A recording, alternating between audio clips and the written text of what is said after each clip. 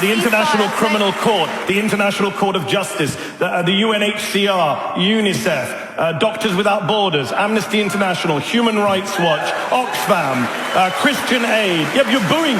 What does it come to when you're booing Oxfam? What does that tell you about yourselves? You're sitting here booing Oxfam to defend Benjamin Netanyahu. Let me just deal with something you just said. You talked about debunking propaganda. First of all, you can't even get Israeli propaganda straight. The Israeli government's own security agency, Shin Bet, investigated what you just said and said, no, we found no evidence that workers from Gaza were involved in the October 7th attack.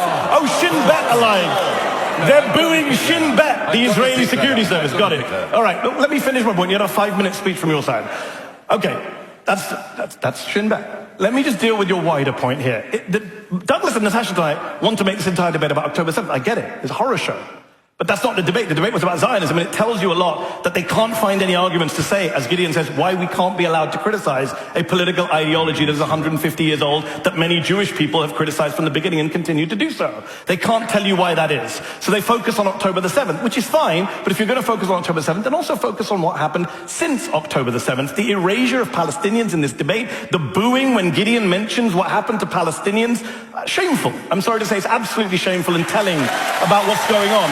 And I would say this, if we're going to talk about October 7th and what happened since, everyone's a liar, the Hamas health ministry is a liar, everyone's a liar. Okay, friend of mine, American doctor, goes to Gaza. Many doctors have gone to Gaza. You've seen them on the news, they're all liars, all Hamas apparently. Friend of mine went to Gaza. He's been to Sudan. He doesn't just use it for whataboutism like Douglas. He's been to Sudan. He's been to Afghanistan. He's worked there. He came back from Gaza and said, I've never seen atrocities like I've seen here. What's happened to children?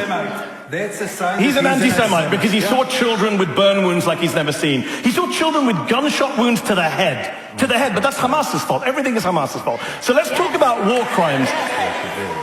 It is amazing that every human rights group in the world, including Israeli human rights groups like B'Tselem, Gisha, Yeshdin, are all documenting this stuff, but you guys think it's all imaginary. So again, it tells you about what Zionism is. This is not about some abstract ideology of, people trying to settle the land and trying to have it. But as Gideon said, there was an argument to be had in the 1940s, 30s, 20s. Zionism today is what the Palestinians are enduring on a daily, nightly basis in Gaza, in the West Bank, in East Jerusalem, in Israel itself. And the erasure of that tells you everything about why we need to be able to talk about what Zionism does to the Palestinians without being smeared as anti-Semites.